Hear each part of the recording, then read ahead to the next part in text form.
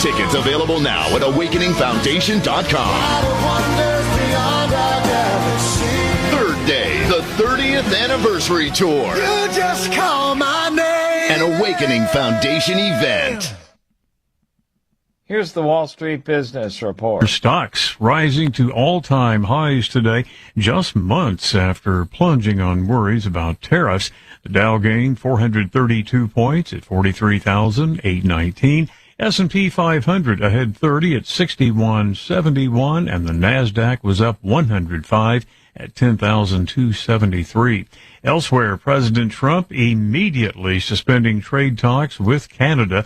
That over plans to continue with its tax on technology firms. The digital services tax will hit companies with a 3% levy on revenue from Canadian users. Washington and Beijing have signed a key trade agreement. U.S. says it will make it easier for American firms to obtain magnets and rare earth minerals from China.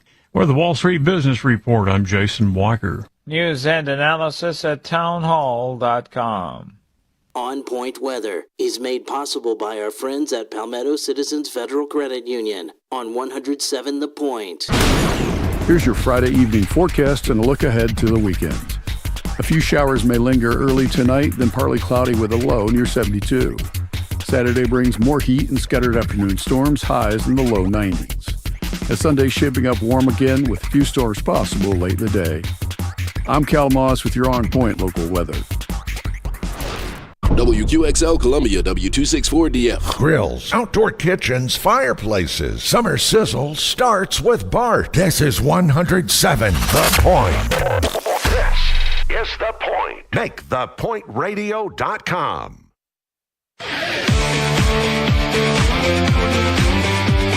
This is Sports Talk with Phil Kornblut and Chris Bergen. Sports Talk is heard across the state on radio affiliates of the Sports Talk Media Network and is streaming live on SportsTalkSC.com, as well as Twitter, Facebook, and YouTube. The South Carolina Education Lottery lucky number to call in is 888-898-2525. That's 888-898-2525. Now, here are Phil and Chris with tonight's edition of Sports Talk. All right, good evening, everybody. Welcome into Sports Talk. Sports Talk on a Friday night, calling this, it's hot outside, but we're chilling. We're chilling tonight on this Friday night of Sports Talk. We've had a very heavy week, a lot of great interviews, been a busy week of news with commitments, a lot of news in the football world with recruiting and other things, baseball movements. We've had just some great conversations. And a Friday night in late June when we're waiting to turn that corner towards football season, it's chill-out night here on Sports Talk. We will have Jeff Owens with us to talk NASCAR as they race in Atlanta. Always great racing in Atlanta now. Race in Atlanta tomorrow night. Boy, it's going to be hot there for that. And, of course, George Bryan will be joining us as well as we talk golf with George. Otherwise, I've got things to talk about, and you've got things to talk about. So let's talk about it together. Phone number is 888-898-2525, 888-898-2525. That, of course, is the South Carolina Education Lottery lucky number to reach us here on Sports Talk. You can also shoot us a text message, and that phone number for the text message is 803-900-4847, 803-900-4847. So communicate with us those ways, and we'll communicate back with you. Want to pick up on something we were talking about last night, and that is LSU and Clemson. And what about Clemson if the Tigers lose? I know that's heresy in these parts. I'm talking about the Clemson Tigers. What if Clemson loses to LSU? What is going to happen to the season for the Tigers? Now, I think that it's probably out of bounds to suggest that the season will go right down the toilet. As we saw last year, they rebounded from their loss to Georgia and went on and won the ACC championship. But I know Clemson fans, those that follow the program, they want more than that. They expect more than that this year. I mean, I really believe if you cut open a Clemson fan today, and honesty fell out of them, honestly, they're thinking undefeated season. They're thinking run the table. And, of course, that means a win over LSU. So how disappointing would it be to lose that opener, a primetime game, probably going to be as many recruits as they can get in at that game. It's kind of a branding game. I mean, people are talking about LSU and questions about their program because they haven't been as good as people thought they were going to be. So there's some questions going on there. Clemson rebounded last year. The Tigers have so many players coming back. They have, of course, a quality quarterback. They've got some good receivers. They've got a veteran offensive line across the line that has taken a lot of snaps. They think they have fixed their defensive end position with a couple of transfers. And they were already good in the middle of their defense. They like their linebackers. They like their secondary. Their place kicker is excellent. They hope they don't need to use their punter a lot, but I think they're okay there. So they've got a lot of boxes checked with this team. So how well will Klubnik play? Klubnik played, of course, exceptionally well last season. I mean, his numbers were fantastic. Yet, they took some critical losses. And let's face it, the whole perception of Clemson changes if that field goal doesn't go through against SMU, right? And now we're talking about, because they made that field goal, they win the ACC championship. They go to the playoffs. They're a playoff team now. They play Texas. They give Texas a good run for it. So the whole conversation, if that field goal is short or wide, whole perception of Clemson changes and maybe carries over to this season. Are they perceived, if they don't beat SMU and they don't make the playoffs, would they be talked about as highly as they're being talked about here during talking season? Because a lot of people are talking about Clemson winning the national championship, having a team that can do that. So the LSU game, I think, just looms. No, it won't kill their playoff chances. I'm not saying that. But I'm saying it will put a dent into the Clemson brand should they not beat LSU. And, of course, you got a coach at LSU in Brian Kelly that they say the seat's starting to warm up. So he's got an excellent quarterback. We went over some of their people last night. They've got some transfers to help them out in some areas. So, similarly, we haven't touched on this, but South Carolina. A lot of people are talking about South Carolina for the playoffs. A lot of people are talking about South Carolina making a run for an SEC championship. Why shouldn't they now? Coming off the kind of season they had last year, the kind of wins that they had last year, the quarterback they have coming back. It's interesting, when you look at South Carolina and Clemson, it's really kind of interesting how similar they are in strengths and weaknesses. Quarterbacks, check. Wide receiver rooms, check. Tight ends, check. Offensive line, probably give Clemson a little bit of an edge. South Carolina has got some guys who weren't starters last year, who had played some the year before, who should be starters this year. Or they've got transfers who have come in, who should help out and who should be starters this year. But I give Clemson a little bit of an edge. Running back room, mystery both ways. Who's going to emerge? Who's going to carry the mail? I think both of them have question marks there. Defense, big difference there. South Carolina was devastated by the losses that they took on defense. That's why I'm kind of holding my tongue with the Gamecocks here a little bit, because how can they be as good on defense this year as they were last year? They only gave up like 18 points a game last year, right?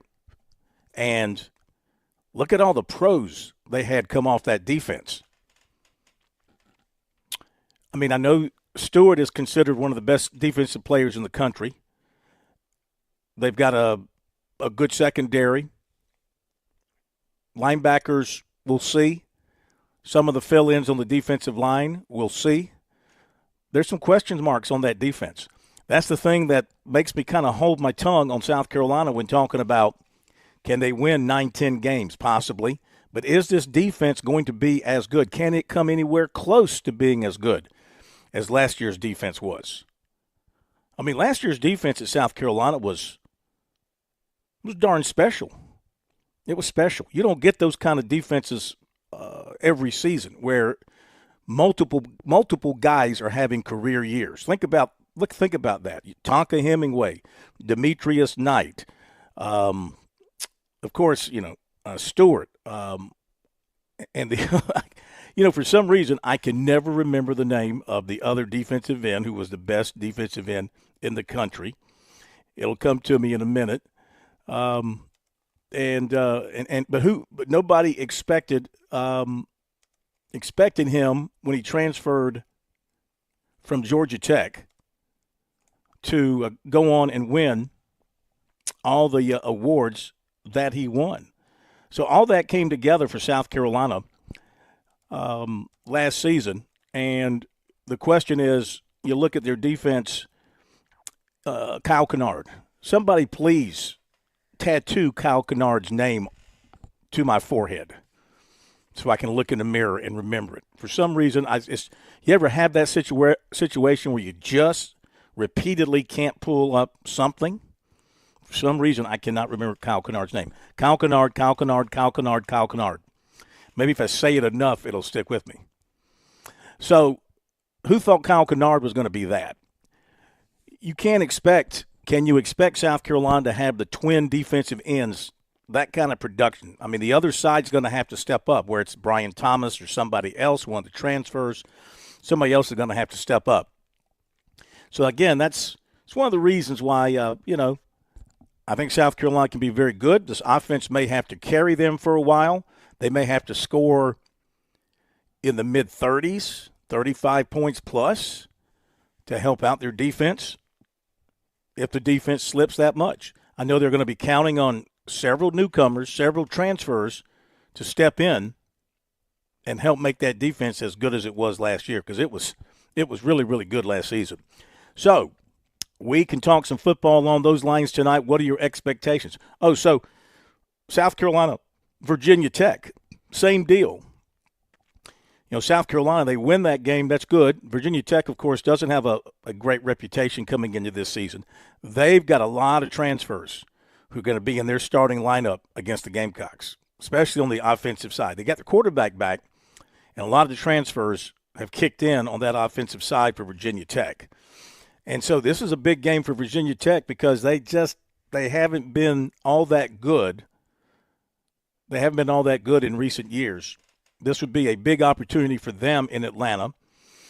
For South Carolina, again, it's a reputation game. It's not a game that's going to kill you as far as the SEC or the postseason is concerned.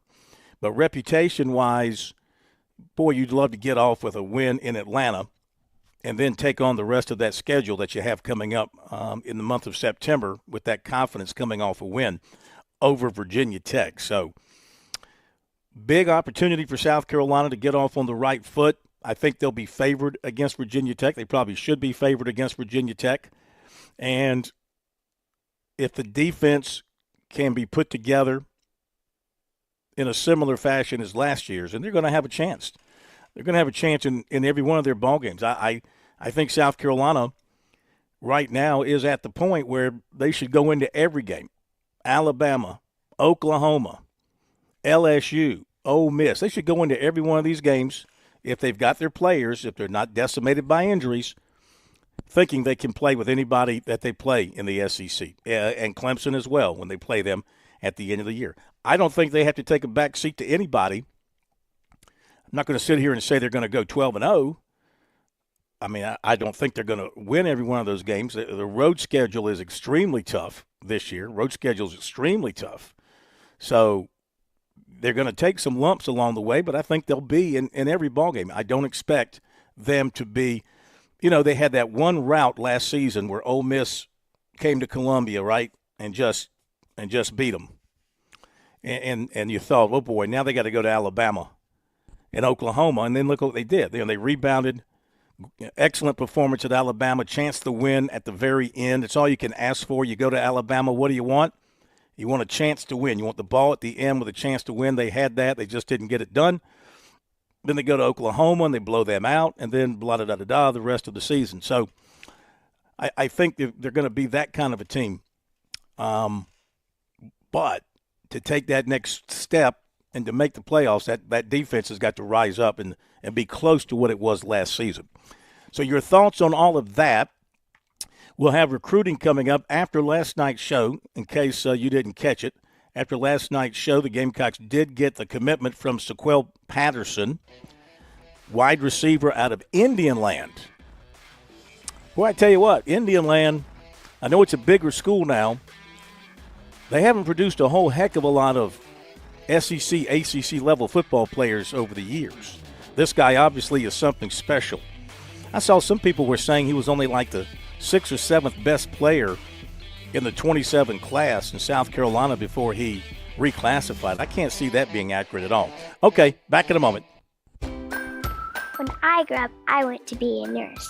I want to be an engineer. I want to be a teacher. There's never been a better time to start making their dreams come true. Future Scholar, South Carolina's 529 college savings plan, makes it easy to save for their future education. Contributions are tax deductible, earnings are tax free, and you can start saving right now with any amount. Go to futurescholar.com today to discover the smart, easy way to save for college. That's futurescholar.com. Traveling can be the worst, especially when you can't find your favorite show. Well, don't worry. We've got the perfect way to keep up with everything happening in the Palmetto State when you're away from home. Just pull up the Chief Sports app on your mobile device, and you can listen live to Sports Talk. All right, welcome in, everybody. Sports Talk Media Network. So the next time you can't find us on one of our great radio affiliates, just log on to the Chief Sports app, the best way to stay connected with the Sports Talk Media Network. Major Billy Downer here from the Department of Natural Resources, and DNR is excited to announce the implementation of Go Outdoors SC, a new online licensing and boat titling system that you can access right from your phone. Through this new system, customers can purchase their hunting and fishing licenses, renew their boats, apply for lottery hunt opportunities, and complete electronic harvest reporting requirements. For more information, visit Go Outdoors SC at your local app store. Hi, Phil Kornblut here with our good friend George Bryan III, heard every Friday night on Birdies, Bogeys, and Biceps right here on Sports Talk. George, the Tsunami Bar, a very valuable tool for golfers. Why is that? Well, the first thing that I say is the tempo. It's the only tool out there that allows the study of tension right from the first grab to be expressed, and rhythm and tempo is what makes the bar work, and it gives you something awfully special to keep those hands soft and get that rhythm going. Learn more about Tsunami Bar technology by clicking on the digital ad on our website, SportsTalkSC.com, and save 5% by purchasing online using the promo code BBB5.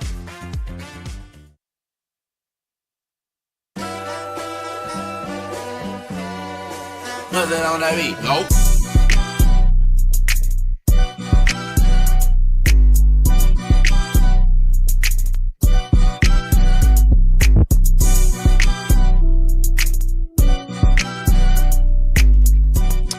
To your phone calls in just a second. Story coming down this afternoon out of Connecticut. A source confirming to the CT Insider that South Carolina and UConn will not play in women's basketball this coming season. There will not be a national championship rematch unless the two teams meet in the NCAA tournament, this report said. They've played in 11 consecutive regular seasons dating back to the 14-15 campaign. Huskies lead the series 11-5 and, of course, beat the Gamecocks last season in Columbia. Ugly loss for the Gamecocks, 87-58. Then beat them, of course, about the same type of beating in the national championship game, 82-59. So for whatever reason, I'm sure that's disappointment to all the women's basketball fans across the country, because that was always a good TV show, and it's an excellent matchup, not just the teams but the coaches as well. So for now, that goes by the boards. So disappointing news there with that. Okay, let's go ahead and take some phone calls. We asked for phone calls. You step up to the plate. You are heroes. 888-898-2525 is our number. Let's go to Taylor in Columbia with us first tonight on this Chill Out Friday. Hello, Taylor. Good to have you with us. How you doing, Phil? Been a long time since I called in. Yeah, buddy. How are you? It's good to hear from you. I'm doing well. I'm driving on the way to the beach for a P15 versus Ori Legion Ball baseball game. Going to be doing that tonight. Fantastic. Are you broadcasting the game? Yes, sir. On Old School Radio. Very Yes, good. sir. What station? What station's carrying it? 93.3 FM. That is out of where? Sumter, Old School Radio. Okay. Well, folks who want to hear the P15s, there you go. Yep. I agree with everything that you said about the Gamecocks, Phil. I really have a lot of questions on defense. I was there for the Oklahoma game in Oklahoma, and I was just blown away by that defensive performance. And I think this year might be a down year for the Gamecocks. And I'm a Gamecock myself, and I just don't feel confident. I don't feel 100%. Kind of like you were saying earlier in the Yeah. When you say a down year, what are your expectations then? When you say a down year, what are you thinking? I'm thinking of 7-5 or 6-6 kind of season. Are you basing that mostly on the fact that the defense needs a little bit of a redo going into this season? I would say that, but I'd also say I wouldn't say the wide receivers are a complete check mark like you mentioned. Okay. We've got Campbell and Harbor, but Harbor hasn't really risen up to the star power that you'd like to see from a 5-star. Well, I think you're right. I think that he was a work in progress as a wide receiver, and he made progress last year. I don't think there's any doubt the second half of last season he really started to flash. And I think the fact that he did not participate in any track in the offseason and he focused strictly on football has got to benefit him.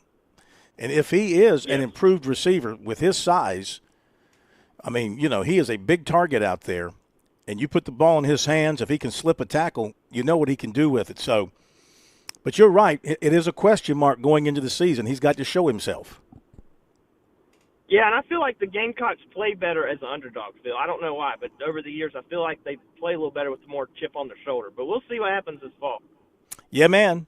Well, good luck on your call tonight. Have a great one.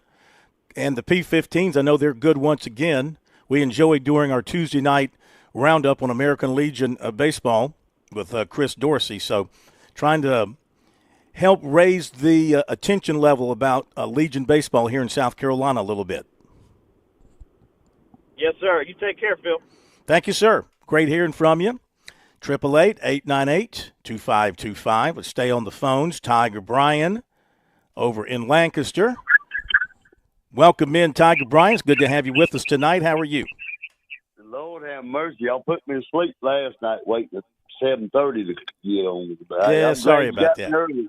I know you're a busy man. Well, we had important people on last night, Tiger Bryan. We had important people on. Tiger Bryan. Hey, but you know what?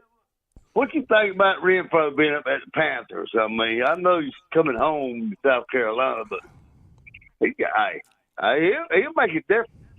I believe that. I agree with you. I mean, come on. He's Hunter frickin' Renfro. And right. the guy knows how to make plays. I don't know that he's lost a step or anything. I think he's as fast as he's always been. He's a great teammate. He's a great locker room guy. Shoot, let him play. Get him out there and get the ball in his hands. Put him in the slot and let him do his thing. But you know, when you was talking about the Connecticut girl, who made that decision? Connecticut didn't play the Gamecock girls. I mean, that's BS. It's supposed to be the best two teams, and I mean, who's scared of who? I mean, I don't know. Scared? I don't know who killed it. Like Connecticut's scared. The story does not indicate who killed that game this year, who killed the series. That's the best game of the year. LSU used to be in there with them. You know what I mean?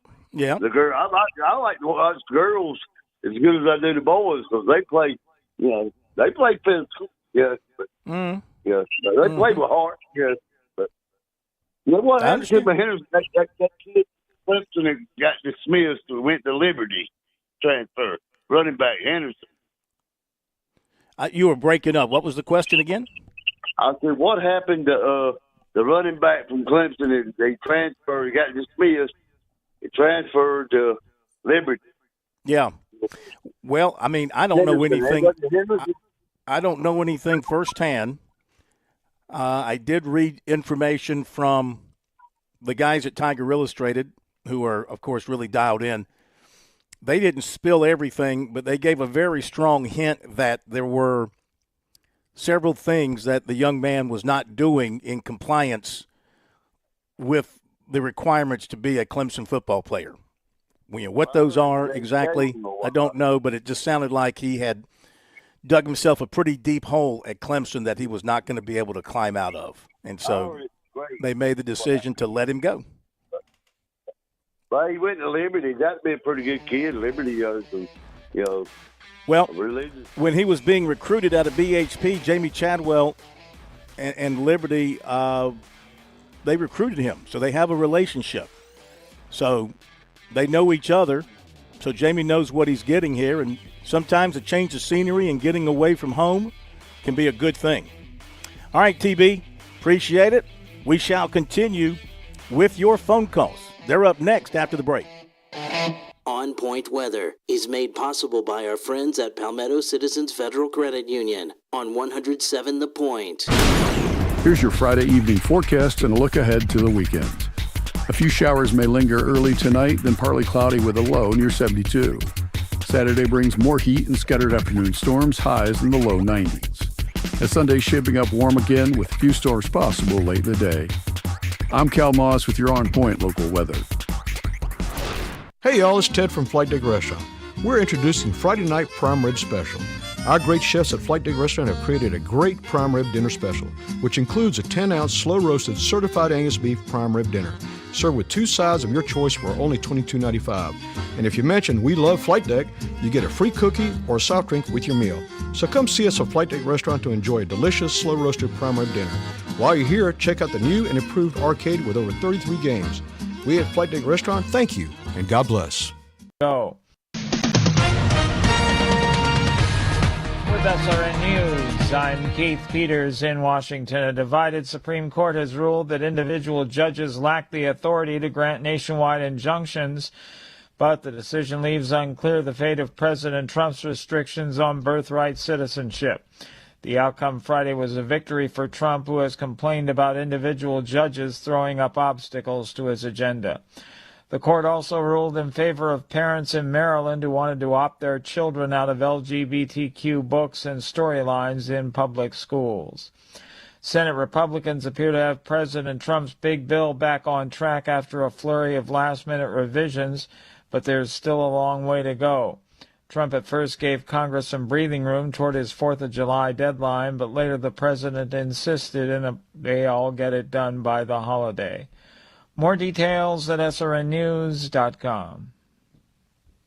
I bet you've heard us say this, you can't pick your power company. So how can you control your power bill? By partnering with Ken and his local team at Broker Solar. Ken, our power is not getting any cheaper. So every year there's typically a rate increase that happens, and the utilities claim that they want to keep up with their operating costs. Now, Broker Solar allows you to take control of that cost, own your power, create it, store it, and then use it when you need it. There's special solar financing that would take advantage of the tax credits. You can have several options on how long you'd like to pay off your solar system and how quick the return could be. No two homes are the same, so you work with homeowners, business owners to fit their needs based on how many solar panels they need and even where they want the panels to go. Most folks prefer it on the roof, but some don't. We frequently get asked about solar on the ground or even on a separate solar structure like a carport or a lean-to that comes off the house. Call Broker Solar. Call them now, 803-807-7417 or online, brokersolar.com. If you've never had genuine Wagyu or Hereford steaks and burgers, you don't know what you're missing. Time to order the best of the best from HandJCattle.com. These are local farmers in Saluda where tradition meets quality. The best quality beef and a discount for Point listeners. Enter keyword The Point as one word and get 10% off, plus free delivery in Lexington and Richland County orders of $50 or more. It's cooked in season over at HandJCattle.com. Escape the hustle and bustle of everyday life with Spa MD, your sanctuary of rejuvenation. Feel the tension melt away as our expert team guides you through your customized wellness journey. From soothing massages to revitalizing treatments, we promise a remarkable experience that leaves you feeling renewed and empowered. Discover the calm within every visit. Reach out at 251-9400 or online at visitspamd.com to explore your options. Your oasis of tranquility awaits. I'm State Treasurer Curtis Loftus. Whether it's becoming a teacher, dentist, or engineer, every child deserves the chance to chase their dreams. Investing in a child's education with Future Scholar, South Carolina's 529 College Savings Plan, can help turn those big dreams into next steps. So don't wait. You can start with any amount. Contributions are tax deductible and earnings grow tax-free. Discover the smart, easy way to save for college at futurescholar.com. Step on the comfort and style with Floor Boys. Imagine plush carpets underfoot, sleek hardwood reflecting sunlight, or luxurious vinyl plank elevating your kitchen. Each step in our showroom unlocks new possibilities, blending your vision with our expertise. Our experienced team guides you from inspiration to flawless installation, making the process easy and enjoyable. Visit us on North Lake Drive or book a complimentary in-home estimate. Explore endless flooring options and fall in love with your space only at floorboys.com.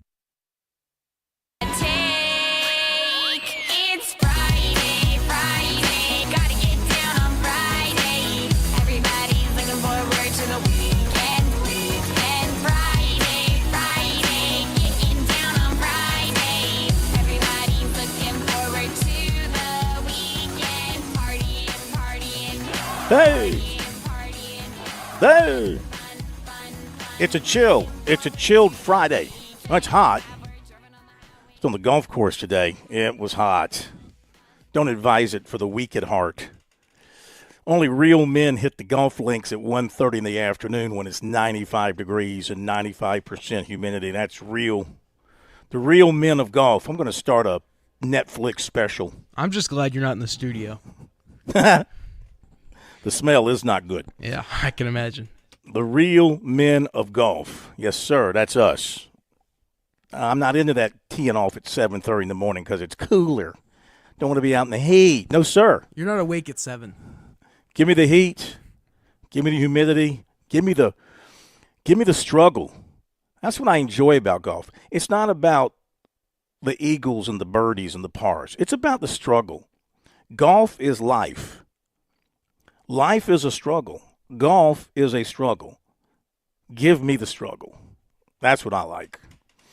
Jeff Owens coming up in our next hour, as well as George Bryan, who never struggles at the game of golf. Our phone number, 888-898-2525. Quick shout-out to a couple of our great sponsors. I hope that you will take advantage of the excellence of these people. Larry Lucas Insurance at 803-799-1998 for all your insurance needs. He sponsors our poll question of the week. This week's poll question of the week: who is the college baseball coach of the year in South Carolina? And by an overwhelming figure, 80% of the vote, Kevin Schnall of Coastal Carolina is the choice. Eric Bakich of Clemson, 15.4%. Preston McDonald at 4.6%. And so, Kevin, it's now unanimous. D1 baseball and the coach of the writers, all the coaching of the year awards for Kevin Schnall. We now make it official here in state with the Sports Talk voters, the listeners, the fans of voting for Kevin Schnall. So there you go with that.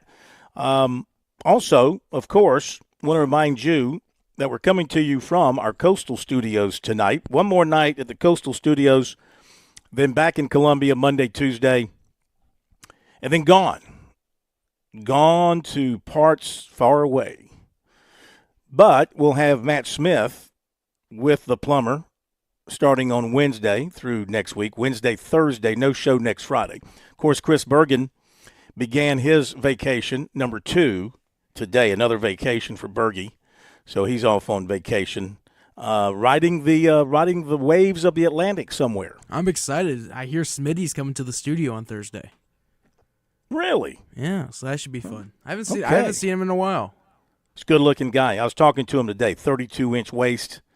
It's really kind of ridiculous how skinny that guy is. Okay, so Smitty will be with you, and then he'll be with you the next week. And then we're back, and you know what we're stepping back into. We're stepping back into football big time, SEC Media Days, then ACC Media Days. We got SoCon Media Days in there, Big South Media Days. We got Sun Belt Media Days. We've got the Coaches for Charity event up in Greenville again. We got the South Carolina Coaches Association annual clinic. This will be in Greenville again. We're going to be at all these things. Well, most all of them. It's sports talk. You know we're at things. So we're going to be stepping back into something very, very busy. Very, very busy, to say the least. But here at the beach, if you want to come down and partake in the beauties of the Grand Strand in South Carolina, and you don't have a place to stay, but you need something more than just a hotel room. Nothing wrong with a hotel room, but you want something a little more space, more upscale, then you need to give Jimmy Smith the call and let Jimmy and his folks help you find a great condominium or a house to rent or buy. Maybe you want to buy something. They're in the selling business. They're not just in the rental business for a few weeks. They're in the lifetime selling business. 843-237-4246, 843-237-4246, and Paulie'sVacationRentals.com.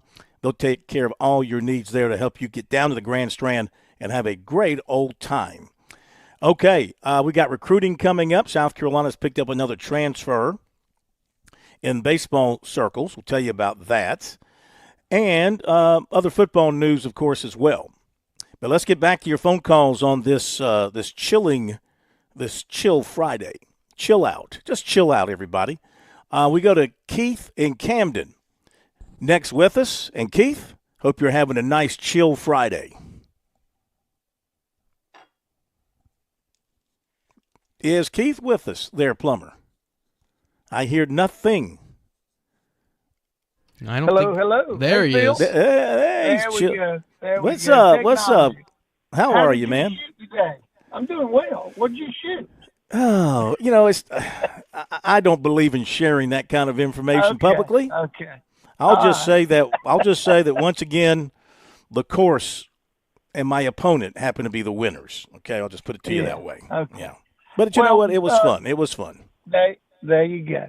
Yes. Going back, I think it would be great, but it's probably unrealistic thinking that our defense will average only giving up 18 points. But if we could get that, 23, and then you look at our offense, average 30.5, maybe we make that up in offense and average 37, 38, but it's going to be tough. It is. Be interesting because I don't think anybody knows for sure until we see them on Saturday what the defense looks like. But I'm a little bit more optimistic than the gentleman that said maybe 6-6 or 7-5, even though he may be right. But I just got that feeling that we're turning the corner. And, I'm negative Millie. You know that. So well, turning the corner, define turning the corner by you. This is what I think. I think if this team averages, let's just say we give up 23 points a game and score 38 points a game, I think that's 9 wins. That's what I think. And you go back-to-back 9 wins, I think, in this SEC, I think that's turning the corner. I come think, on here and say, we're going to win 11, 12 games. Gosh, I'd love that, but who knows? Nobody knows. I do think that I just get a sense that looking at Beamer and what he's done, filling the plugs, it's worked so far. So we'll see. Yep. You know, he's taken some guys with great high school reputations who did not pan out at their first stops, and he's trying to revitalize their careers. And if they step up and live up to the expectation and the hype that they had coming out of high school, then he's got some diamonds in the rough there, no doubt about it. But you bring up an interesting thing, thinking South Carolina is turning the corner. If they can win 9 games this year, go to a bowl game, maybe have a chance to win 10 like they did last year, turning the corner. And that probably gets them in the playoffs this year. And if they get around, they won't go to a bowl game. 9 wins, 9-3, with a win over Clemson at the end of the regular season again, which would mean only 2 SEC losses. I would think that would get them into the playoffs and a chance to really make a brand and make a name for themselves. I mean, let's face it, that's what you've got to do. You've got to get to the playoffs now. And they're probably going to be in a position where the committee's going to have to put them in, because unless they win the SEC championship. Otherwise, they're going to have a resume that convinces the committee that they're one of the best. Well, Phil, if they're knocking on the door, that's improvement. But I'm optimistic and look forward. It's hard to replace what that defense did last year. Really, when you go back and look at it, you don't realize how freaking good they were. Mm-hmm. Let's just see. If he can fill a few holes and everybody stays healthy, I think 10's reachable. So we'll see. I tell you, thank you very much. I mean, yes, I just think about the people they lost off that defense. I think about Eman Worry, the plays that he made. I mean, think about the playmakers.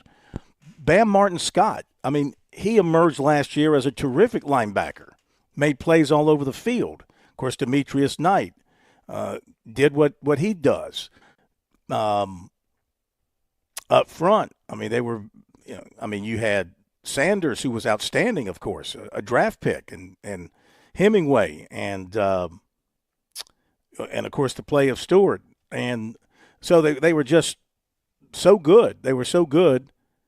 And Kennard. I remembered his name. And Kennard. They were so good. I just don't know right now if this defense is going to be able to match it. Of course, we're talking here during talking season. There'll be proving season coming up. Who knew, really, the defense really showed what they had last year in the Kentucky game? I mean, that was such a beatdown. And I covered that game. I was there in Lexington. That was such a beatdown of the Kentucky quarterback. It got to the point where Kentucky just kind of gave up trying to drop back and pass because they had no time, because Kennard and Stewart were living in the backfield, and the defensive front was just crushed. And that was a big, strong Kentucky offensive line coached by Eric Wolford. And they could not handle South Carolina last season. They could not handle him. And that started Kentucky's downward spiral last year. They went on to have a terrible year. They almost beat Georgia. But, South Carolina defense, that game established them. That game established them. And then they went on from there. So, no, I don't think people thought that was going to be the case. Now, you open up against Virginia Tech. Virginia Tech's got a very good quarterback, a dangerous quarterback. He's got a quarterback who can also, if I remember correctly, he's pretty good size. He's also a runner. I think he runs pretty well. And as I mentioned, they've taken a lot of transfers in the offseason to help bolster that offense. So this will be a pretty good test for the Gamecock defense right out of the gate when they take on Virginia Tech. All right, thank you very much. Appreciate the phone call. Let's go to RJ in Columbia next with us. And I think we have a couple lines that have come open now. RJ, good to have you with us tonight. Welcome in. Hey, Corn. It's been a long time. I hope you're doing well. Talk about playing golf in the heat. I'm in my 60s now, but it was only a few years ago. I remember we used to go out to Scottsdale every August and play at 115-degree heat, 36 holes a day. Oh, my gosh. And, oh, yeah, you talk about worn out when you get home. I mean, it was just – but, you feel like you want to play as much as you can when you get to go out there. It was I know what you're talking about when you're talking about the love of the golf, the love of the game of golf. It's fantastic. Yeah. Well, it's the battle. It's the battle against everything. It's just the battle. Yeah, you're right. You're right. And, I don't care how good you are. You feel like you always need to get better. But anyway, very interesting. I know that I tried to call last week and you were talking about, South Carolina. I think you said that they probably have a chance maybe to make the playoffs. And I just had a couple questions of you because I'm not sure about that. And did they have a top 25 wide receiver core? I would say no. Are there defensive line? No, not top 25. Linebackers? No, not top 25. Running backs? No, not 25. They lost 3 of their offensive linemen this year. I don't see, besides Lenoris, I don't see another great superstar on that line. And you look up in the upstate, like the Tigers have, like Carolina had last year, they've got 2 superstars on their defense this year, according to publications. The defensive team and then they brought that kid in from the Purdue or whoever. Yep. And you got to have those type players. I don't see a top 25 position group. I'm asking you because I don't see one. And you got to have that. If you're number 30 in defense, it's fine as long as you be number 4 in offense. But I just don't see their top receiver last year was their tight end, and he's gone. Mm-hmm. Okay, I think that, and I'm relying heavily on young talent for their wide receiver room, but I think in Jared Brown and Mazeo Bennett and Nick Harbor to start, you got a pretty good trio right there of those 3. Now, but coming out of spring, well, yeah, that's what I'm saying. You're gonna have to lean on faith here. You're gonna have to lean a little bit on faith. I know that's scary, but the reports on Brian Rowe coming out of camp, outstanding. Fit right in, has a spot. Malik Clark, I know he's young, but talented. Gidron and Gatling and Murph, these are all very talented, highly recruited, highly praised coming out of high school wide receivers. Well, they're just going to have to grow. They're just going to have to grow up in a hurry. Yeah, I'm sorry, that's the position that they're in. A couple of those kids should still be in high school, right, Phil? That's correct. That was my first question to you. Is that I think it's a dangerous road when you start getting. I know basketball is different, and kids can come out early, but when you go to football, especially nowadays, when you're having kids come out, at 16 or 17 and coming to school, years ago they probably could have made a difference. But the problem with the transfer portal now is these 16-year-old, 17-year-old kids that you're going to try to play are playing against 25 and 26-year-olds. And, that's a huge difference as a young man when you're 16 or 17 playing against a 24, 25-year-old. You know that. Absolutely. And so, I think Beamer needs to be careful about, talking these guys into, leaving school early and coming on, especially because he's done it all in one specific group, the wide receiver room. And I think 3 of them. I think it becomes dangerous. Thank you, Corn. I appreciate it, buddy. Keep up the good work and keep making those birdies. Yeah, I'd like to make one. One would be historical. Thank you so much. It's great hearing from you. Appreciate your thoughts. Your concerns are duly noted. I think your concerns are legit. I like the receiver room, but you have to believe, you have to have faith in the youth. They have no other choice.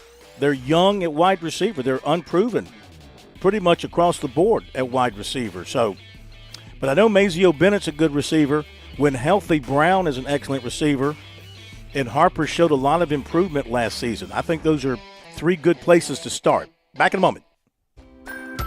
I'm State Treasurer Curtis Loftus. Whether it's becoming a teacher, dentist, or engineer, every child deserves the chance to chase their dreams. Investing in a child's education with Future Scholar, South Carolina's 529 College Savings Plan, can help turn those big dreams into next steps. So don't wait. You can start with any amount. Contributions are tax deductible and earnings grow tax-free. Discover the smart, easy way to save for college at futurescholar.com.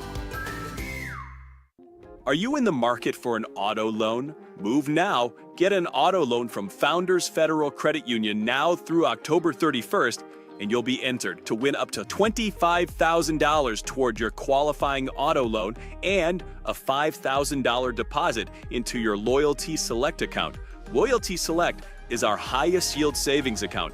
Leave it there to grow or transfer it out to spend. And the best part? We'll be choosing monthly winners. So the earlier you get your auto loan, the more chances you have to win. So don't wait. Visit foundersfcu.com/auto to learn more or begin your auto loan application today. Not a Founders member yet? Visit us online or stop by an office to learn more about Founders and see if you qualify for membership. We have the financial tools you'll need and the personalized service you deserve. Relax, you're with Founders. Terms and conditions apply. Membership qualification required. The lottery is not about getting rich. It's about helping people, and it always has been.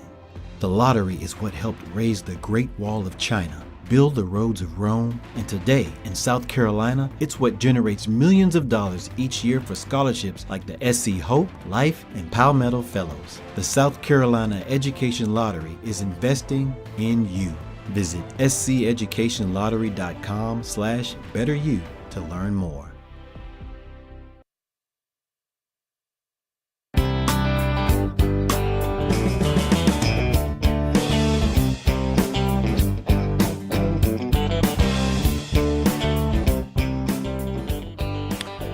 Coming up top of the hour here on Sports Talk, we'll get to recruiting on the other side of the hour, so stay tuned for that. We'll hit up some other news notes as well. Jeff Owens at about 7:15, 7:20. Deep dive into NASCAR, getting ready for the weekend race in Atlanta. And George Bryan, is George in Germany? He said he was going to Germany with his boys because they're playing in the BMW tournament over there. I don't think that's this week that they're playing. It starts on the 2nd, so I doubt they're there yet. Well, then again, they might be over there with some practice rounds and getting used to everything. So he might be over there. So be prepared when you call him to – I haven't heard from him. Be prepared to hear all kind of funny ringing when you make that international call, if indeed he is overseas. Do I use the one before the phone number? No. His number is still a U.S. number. Okay. Yeah. I don't think he has a special number while he's over there. He hasn't told me if he has. Okay, let's go to Bruce in Missouri. Next call here on Sports Talk on this chilled out Friday. Hello, Phil, Bruce. Welcome in. How you doing? I can't hear you yes, now, sir. y'all. Anyway, when are you going to have the Abbeville Panther Media Day? And when are they going to go to 3A football? Be fair with the other kids on the block. There'll be no Abbeville Media Day just on Sports Talk to answer that. But we'll be paying attention, of course, to Abbeville football very closely. And, I mean, look, they're where they're supposed to be. They're in their classification based on their enrollment. You don't want to ask them to play above their heads. Yes, sir? Listen, we were 3A, and we were supposed to be AA, and we won the state championship with same guy played offense, same guys played defense. And we won the state championship. Yeah, I understand that. Yeah, I understand that. They have some of that now. They have some guys going both ways. Yeah, they don't have a huge roster. They're just well prepared. But they know how to play football. And they're well coached, and they have a great system. Yeah, that's what separates Abbeville from practically everybody else in the state, except maybe Dutch Fork. And, of course, Somerville, their history, Gaffney, Spartanburg, Burns. I'm sure I'm missing some people that also fall in line there. Clinton. But, I mean, Abbeville is they stand right up there at the very best all time in South Carolina. Yep. Now Palmetto won the state championship before us, the year before us, and they were AA. They moved them up to AAA, and they were supposed to be AA too. So these AA teams can play against an upper level team. That's who you put on the football field. Well, yeah, but you don't want to make it a habit. I mean, I know Abbeville in the past has played up. They've gone and played Hartsville. I remember a game they played Hartsville, and they've gone up and played some bigger schools. I think they've played maybe Gray Collegiate in the past. So, I mean, Abbeville generally is not afraid to step out and play somebody larger, but you don't want to play 5 or 6 schools that are much larger than you are and have a whole much bigger roster to choose from. I'm just giving you the equity of the football game that Abbeville's superior in their classification. Mm-hmm. They need the opponents to test their abilities while they're in the mix. You call Jamie Nichols and you say, Coach, appreciate what you've done, but I think you need to go and do it against 5A competition and see what he says. Oh, he'd do it. No, yeah, right. Nah, I mean, I know you people in Abbeville think highly of yourselves, but he ain't stupid. He wasn't born at night, you know. I think he likes being right where he is. All right, thank you very much. Stupid. Yeah. Thank you very much. Appreciate it. Always good hearing from you from out in Missouri. Pitch it's hot in Missouri as well. Okay, break is coming up. Love to continue with phone calls on the other side. Plus, we'll get to the recruiting. We'll get to the NASCAR scene. We'll get to the golf scene as well. So you hang in there with us on this Friday. Sports Talk Media Network.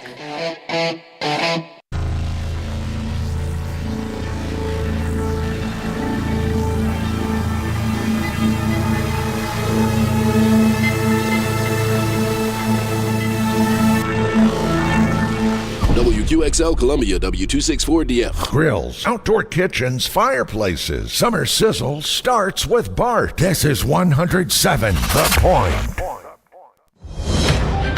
Breaking news this hour from townhall.com. I'm Keith Peters in Washington.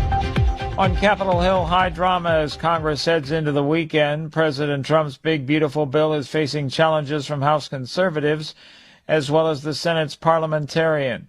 On the Salem News program this week on Capitol Hill with Tony Perkins, House Speaker Mike Johnson of Louisiana hopes Senate Republicans pass their version of the legislation with minimal changes before sending it back to the House. Well, the jury's still out on what those modifications are going to be. I will have to wait about 72 hours for the bill to lay over before we can vote. But the plan would be, if it's in shape that we can use it, then we'll pass it and approve it on probably Tuesday. It would also allow for the president to have a big, beautiful bill signing on Independence Day, and I certainly hope we can keep that deadline. Speaker Johnson's full This Week on Capitol Hill interview can be heard starting at 10 a.m. Eastern Time Saturday on the Salem News Channel.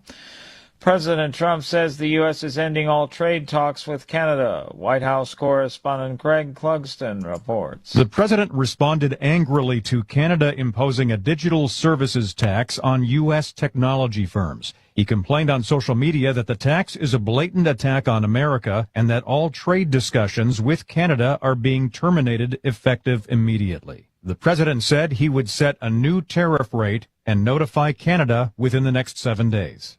Greg Clugston, the White House. A divided Supreme Court has ruled that individual judges lack the authority to grant nationwide injunctions, but the decision leaves unclear the fate of President Trump's restrictions on birthright citizenship.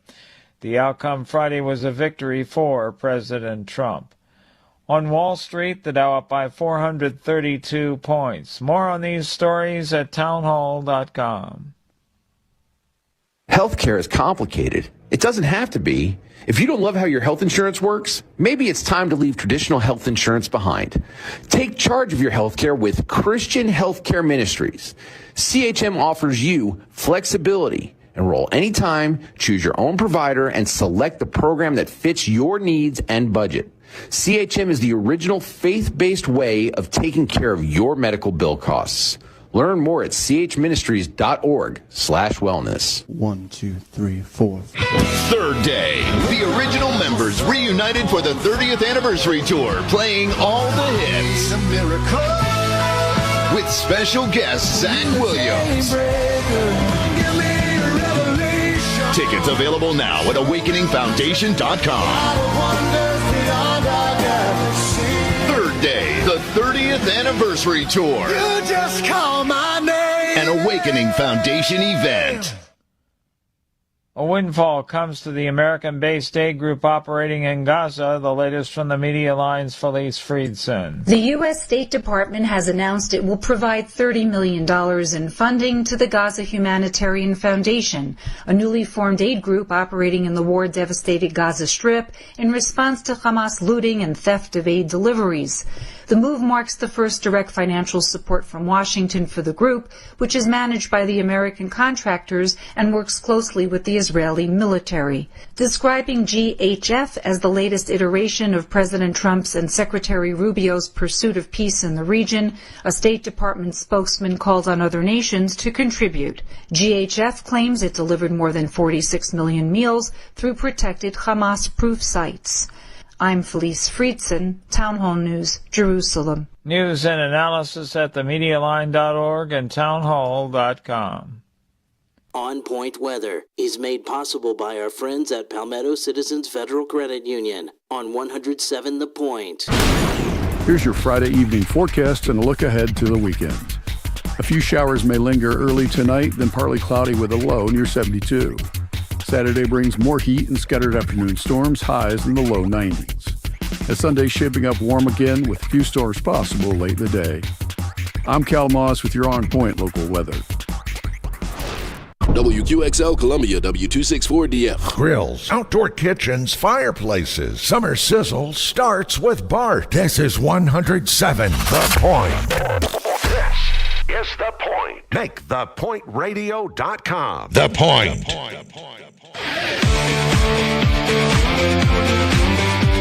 Welcome back to Sports Talk on the Sports Talk Media Network.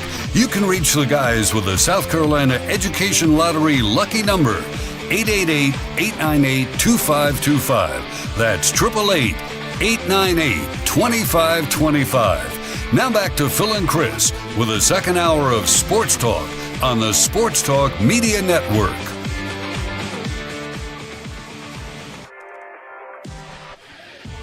Okay, we're back. Sports Talk Media Network across the state of South Carolina on this Friday night. It's great to have you with us. Phil Kornblut with the Plumber at our studios in downtown Columbia. I'm at the Grand Strand Studios, and, of course, Chris Bergen is off on vacation. He'll be back with us in July, so I hope Chris has a great vacation. If you're on vacation, we hope you have a terrific vacation. Remember to take us with you wherever you go. You can always find us via our various streams. Plumber, why don't you tell everybody where they can find us should they not be able to get us over one of our radio stations? YouTube, Facebook, X, SportsTalkSC.com. If you're listening after the show, all the podcast platforms. There's YouTube, there's Spotify, there's SoundCloud, there's Apple Podcasts, there's anywhere you get your podcasts. Yes. Yeah. And yes. by the way, I have something prepared for you. Is now a good time? Yeah, go right ahead. What you got? All right. We'll play it here. Okay. Voice of the airwaves in the heat of the night, breaking all the news before the morning light. The recruiting wizard with the sharpest mind, Phil Kornblut's legend, one of a kind. The ball truther's on, it's a radio spree. He knows the game before the coaches can see. Master of sports talk with a golden view. Phil Kornblut's got the scoop before it's new. I thought that was pretty good. The only thing that's not true is that you're up before the morning light. So, this is true. Plus the scoop part. I'm not into the real scoop stuff anymore, to be honest with you. We used to get our scoop, but things change. Responsibilities change. We'll thank the Sports Talk Orchestra for that. They did a great job. With that. I like that. You can drop that in from time to time. Nothing wrong with lying about things occasionally. We're okay with that. Very, very good. Let's see. What else did I want to ask you to do? I guess we will get to recruiting here momentarily. Got a lot to talk about in the recruiting world. Got the freshman question. The freshman question of the night. We'll get to that after. Okay. So, that's not something that's not a banner thing that we – that's a slip-in thing that we do. That's not something that is top of the list. Okay, you don't lead the show with the freshman question of the night. It's not that important. We lead the show with news like South Carolina, UConn not playing basketball on the women's side anymore. That's important. Or the recruiting stuff. That's important. So, with that being said, Plummer, let's get to the recruiting report tonight. The Sports Talk Recruiting Report is sponsored by Seawell's Catering.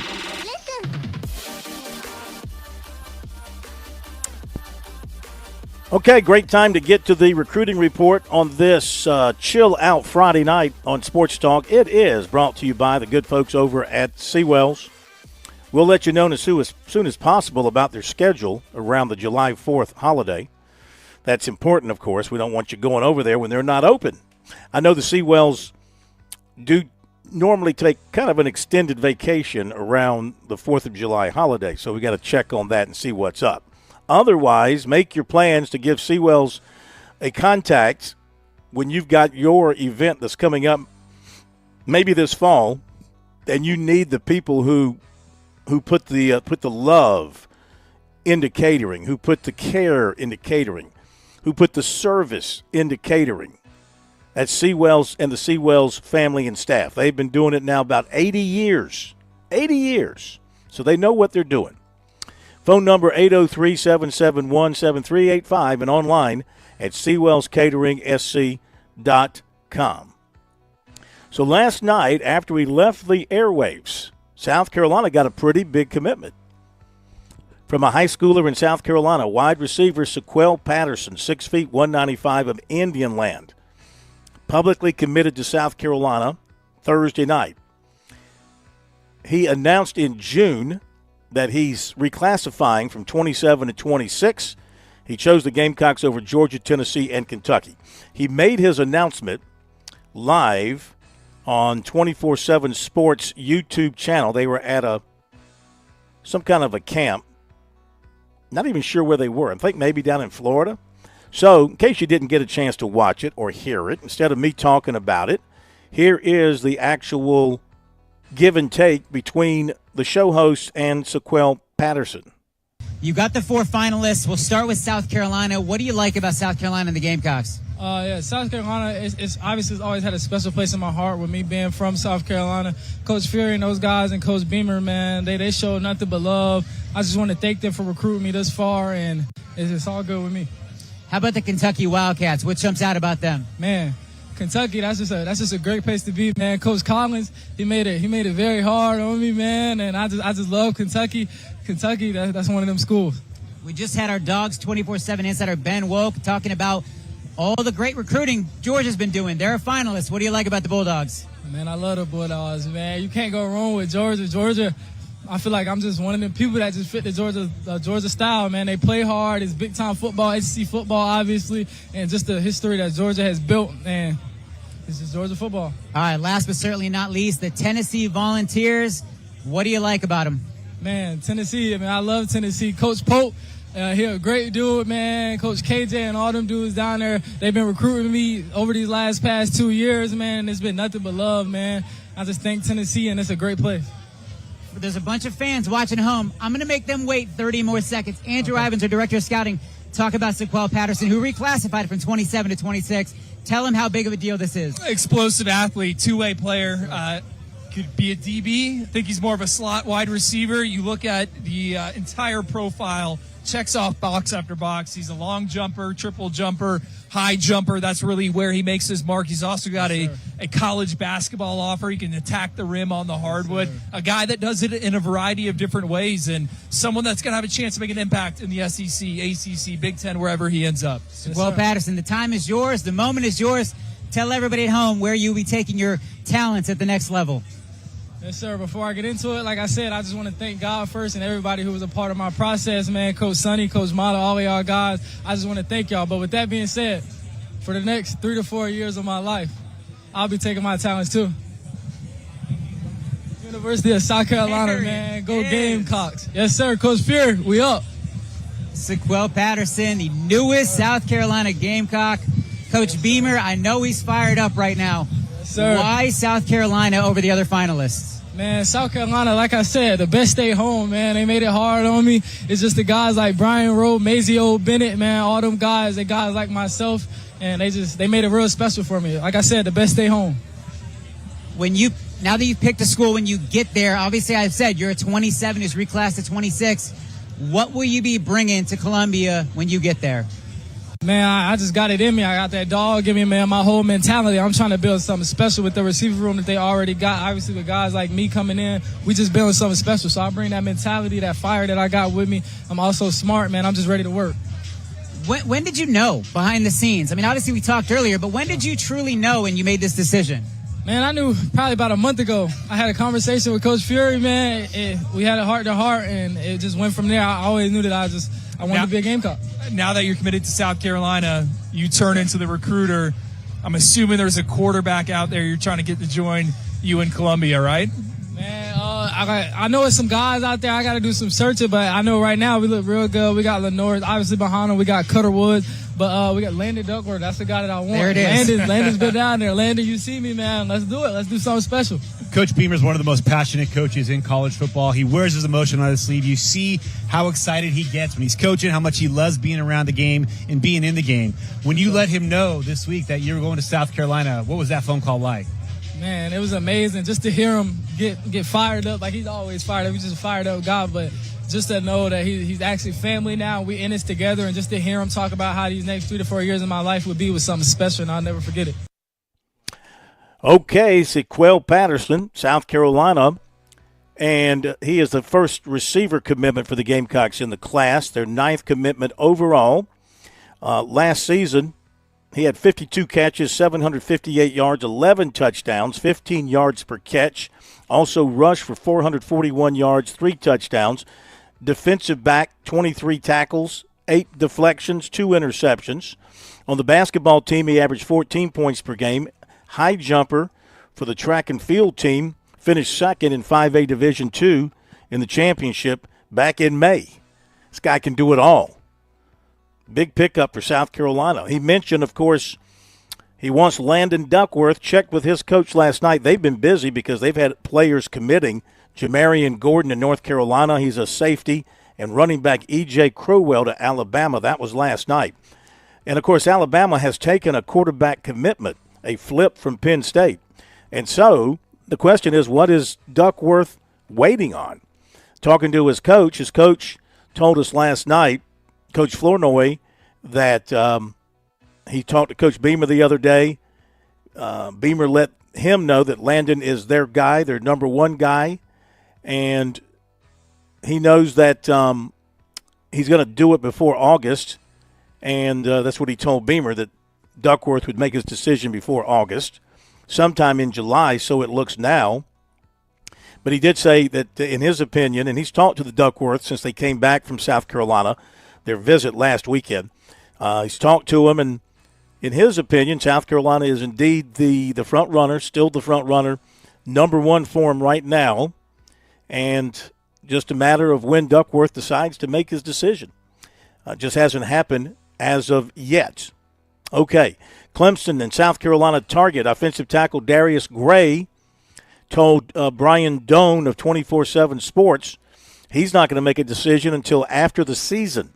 He took 8 official visits: Clemson, USC, Virginia Tech, Virginia, Georgia, Tennessee, Ohio State, and LSU. Wide receiver Zamarius Robertson of Dillon committed to North Carolina. What's coming up as far as announcements? Tomorrow, the 28th, Clemson target defensive tackle Keyshawn Stansel. Clayton, North Carolina is going to announce. Tiger Illustrated has projected him to Clemson, which means it's done. On the 30th, defensive tackle P.J. Dean of Clemens, North Carolina. South Carolina in the hunt, Georgia and Ohio State. And those are the last two on the list for June. July 2nd, USC target defensive tackle Noah Clark of Durham. That one looks positive for the Gamecocks at this point. That'll be coming up on July 2nd. On July 4th, you have USC target receiver Travis Johnson, and also Clemson target defensive end Bryce Perry Wright. So those are the ones that are coming up over the next few days, and, of course, we'll be staying on top of all that as the announcements come forward. Basketball, 6'8" Dean Reichert of Tempview, Utah, has Clemson in the Final Five with Washington, BYU, Utah, and Stanford. Baseball, left-hander Alex Valentin of Texas State is transferring to South Carolina. Last season, he struck out 58 in 67 and two-thirds innings with a 6.12 ERA. Former USC infielder Will Tippett transferring to the College of Charleston. Former USC left-hander Jarvis Evans is transferring to Purdue. And former Clemson right-hander Chase Kick is transferring to Northwestern. That, my friends, is the recruiting report tonight here on Sports Talk. But, of course, as you know, recruiting never rests, and neither do we. Well, we do rest till about 11 o'clock in the morning, but then we don't rest after that. So check it out on our website, SportsTalkSC.com, and sign up for our X as well. Everybody needs an X. Our X is SC Sports Now. Back in a moment. I'm attorney Jim Corbett. I'm not a case manager. I'm a lawyer for over 35 years. I don't charge 40% for your injury in your rec case or any on-the-job injury. Call 803-765-2968 and ask for Jim Corbett, or email me, jim@jimcorbettattorney.com, for the experience of a lawyer handling your injury case. Jim Corbett, 803-765-2968. jim@jimcorbettattorney.com. Put 35 years of experience to work on your injury case. Traveling can be the worst, especially when you can't find your favorite show. Well, don't worry. We've got the perfect way to keep up with everything happening in the Palmetto State when you're away from home. Just pull up the Chief Sports app on your mobile device, and you can listen live to Sports Talk. All right, welcome in, everybody. Sports Talk Media Network. So the next time you can't find us on one of our great radio affiliates, just log on to the Chief Sports app, the best way to stay connected with the Sports Talk Media Network. There's a lot of things we take for granted in our lives. Your home's AC will run cool. Your drive-through coffee will be hot, and the car will start when it's time to take your kids to school. It's when things don't go as planned that you start thinking about who to call and where to turn. The good thing is, you can prepare for life's most difficult days by calling the Larry Lucas Agency today. Larry is a State Farm agent that has been taking care of people across South Carolina for more than 2 decades. You probably have insurance, but switching is easy, and bundling can save you hundreds or more. Most importantly, the Larry Lucas Agency can help you choose the protection you want at the price you want. All backed by South Carolina's #1 home and auto insurance company. Visit LarryLucasAgency.com today or give Larry a call at 803-799-1998. Like a good neighbor, Larry Lucas State Farm is there. You've put in the work for your education. The extra early, extra late, extra work. That's because you understand education opens doors to better pay, better opportunities, and a better you. Being educated about playing the lottery is no different. It helps you be a better player, one who knows when to play and when to take a rain check. The lottery's a game, so let's keep it fun. Learn more at sceducationlottery.com/betteryou. Love it when it's forward, love it when it's fast, love it when the leader's caught, the pack is moving past. Love it when they're making lots and lots of noise. Can't wait to hear these doubles say. Boogity, boogity, boogity! Let's go racing, boys! Let's go racing, boys. Love it when they're drafting, love it when they slide, love it when the back's straight, the throttle's open wide. Love it when they're making lots and lots of noise. Can't wait to hear these doubles say. Boogity, boogity, boogity, boogity, boogity. Let's go racing, boys. Gonna go racing at the very fast but exciting Atlanta Motor Speedway. Well, it used to be Atlanta Motor Speedway. It's something different now. It's Echo Park Chamber Speedway, Hampton, Virginia. I don't know. What is it? What's the name of the place, Jeff Owens? I don't know. I think you got it right the first time. It's Atlanta Motor Speedway. That's where it should be. That's what it should be. But it's got all kind of names. Changing. Yeah, they keep changing these names. Nobody can keep up with them. So, anyway. Hey, NASCAR is always tinkering with something. Great to have you with us, however. And I do love the races in Atlanta, as I'm sure you do as well. The reconfiguration recently has made all the difference. I'll tell you that Joey Logano has won the pole for tomorrow night's race at 178.96. In fact, Josh Berry turned in an identical speed, but Logano gets the pole. Then it's Ryan Blaney, Austin Cindric, Ryan Preece, Brad Keselowski, Cole Custer, Zane Smith. What in the world? You got 8 Fords. Am I reading this right? 8 Fords in the top 8 positions? Yeah, that sounds right. Yeah.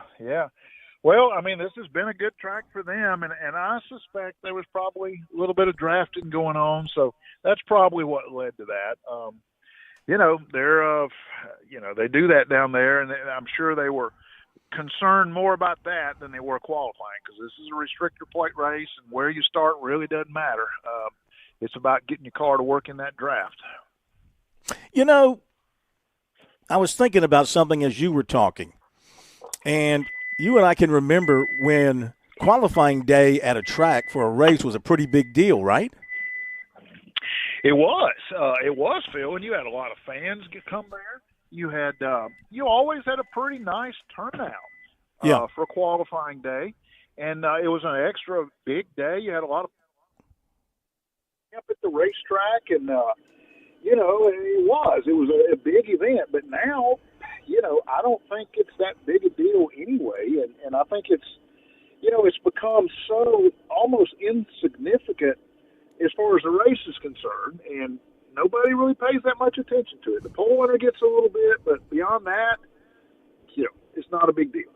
Yeah, I mean, I can remember, they used to really celebrate the pole winner, and that was the big headlines. So-and-so wins the pole for the Southern 500, I think if I remember correctly, they would take the pole winner into victory lane, and they'd have his speed on a board, and they'd take pictures, and it was really a celebrated deal.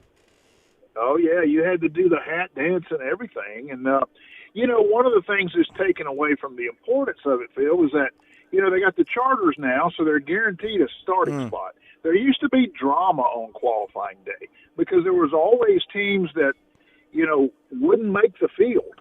Somebody would get bumped out and have to go home.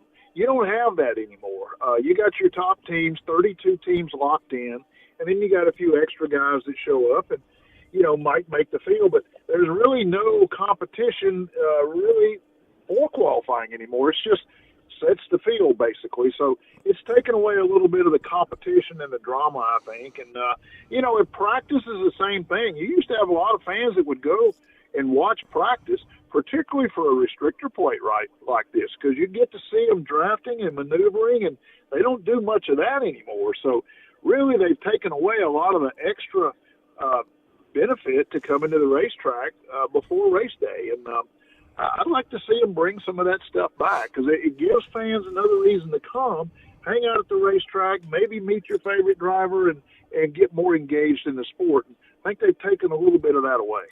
I agree with you. There was nothing wrong with the way things were done 20 or 30 years ago. Unfortunately, so many people in charge give in to the whims of television. And if television didn't like it or television didn't think it was good enough, then you had to change it. I think that's what it is. They've gone to this Formula One type qualifying, right, with the multiple cars on the track and the time on the track and the drafting and all that. I was fortunate enough to be at Darlington for the first race after they repaved.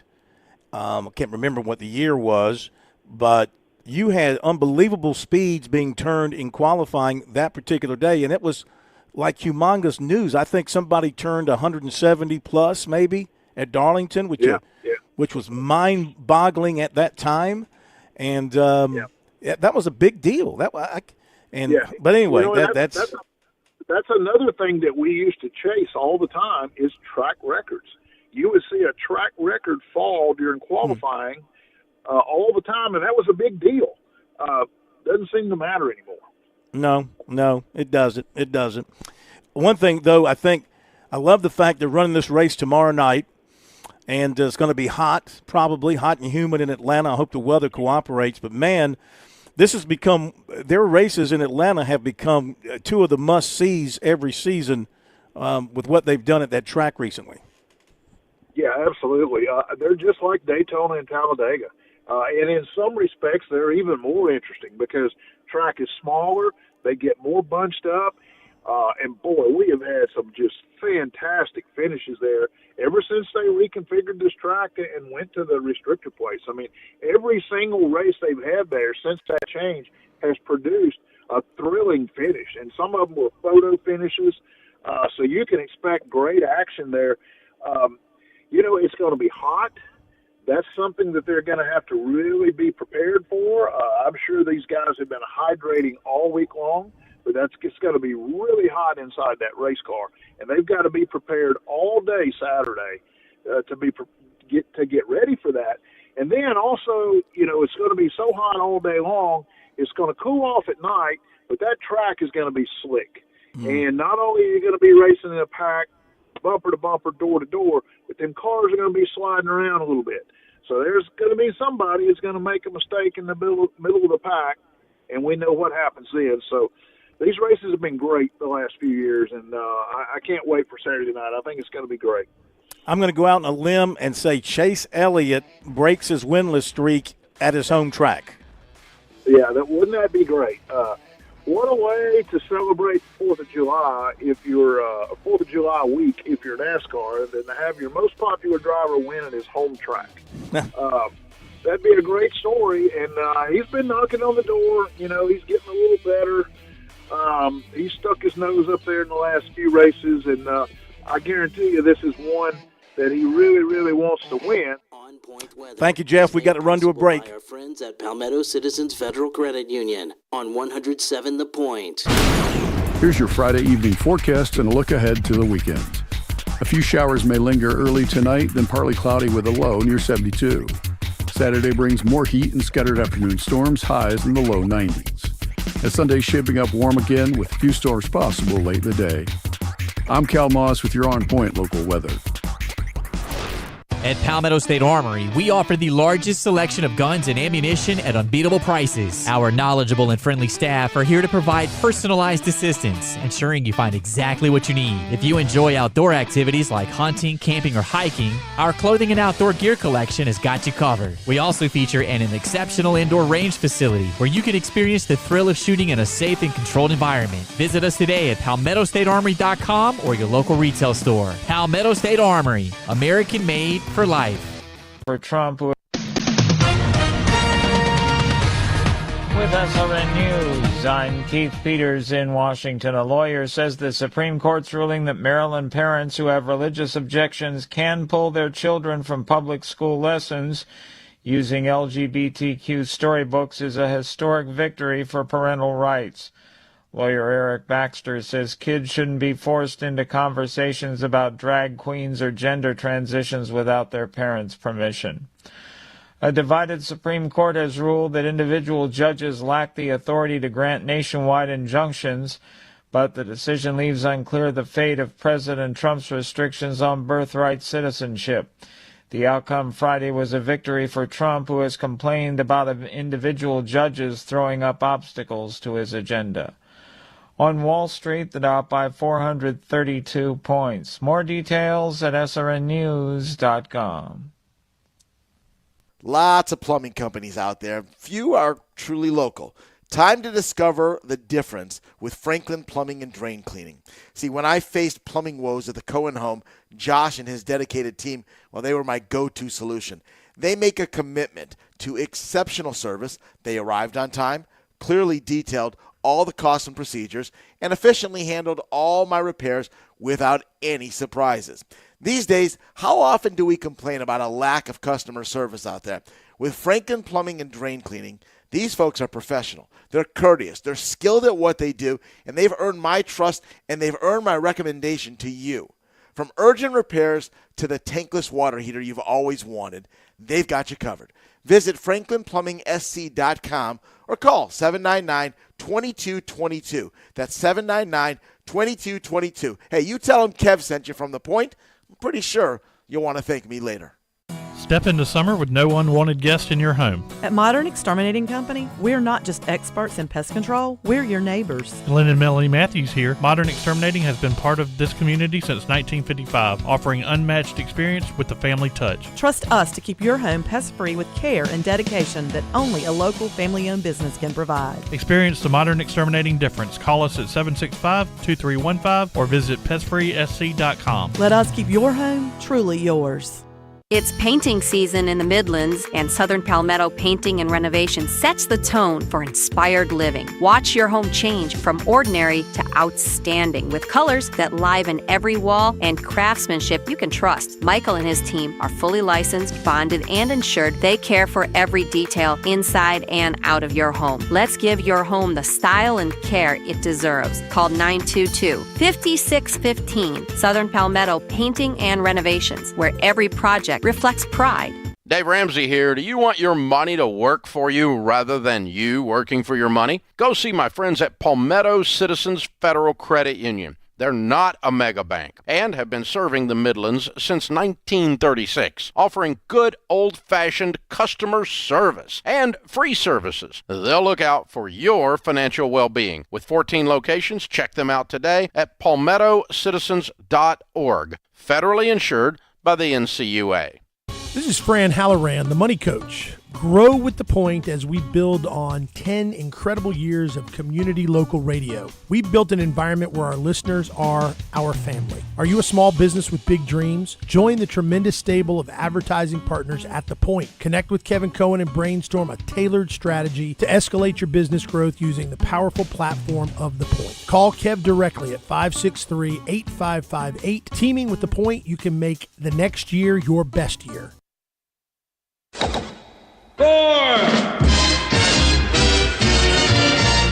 Straight down the middle. It went straight down the middle. Then it started to hook just a wee bit. And that's when my caddy lost sight of it. That little white pellet has never been found to this day. But it went straight down the middle like All right, it is time now to talk about the marvelous, wonderful, never disappointing game of golf. Here on Sports Talk, it's birdies, it's bogeys, it's biceps.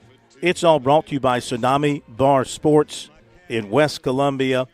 And the man who puts it all together, the man with more birdies in his life than bogeys. I'd like to know how many birdies in the history of George Bryan III have actually been scored. I bet you it's in the thousands. More birdies than bogeys in your life, George, and I bet it's like 5-1.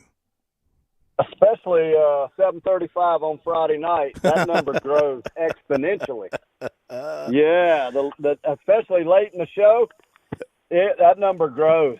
Yeah. So what a privilege, what a pleasure, and this is the time of year that my number one favorite, sun's coming up early.